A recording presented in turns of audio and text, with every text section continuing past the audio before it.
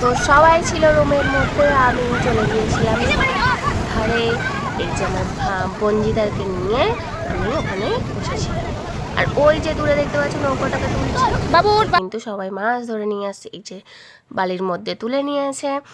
এবার দেখো কত রকমের মাছ সেখানে। আমি এগুলোর মধ্যে অনেক মাছ চিনি না, তবে ওখানে ছিল ভোলা মাছটাকে চিনি, যেটাকে বলা হয় মধু ভোলা।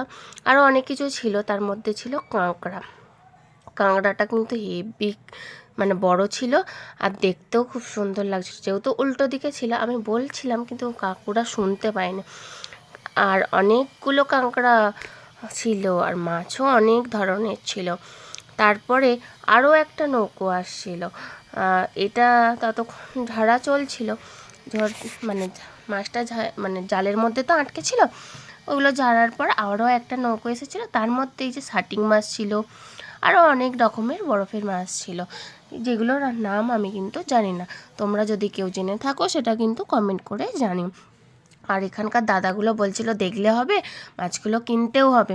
তো আমি জানলে আগে কিনতাম, কিন্তু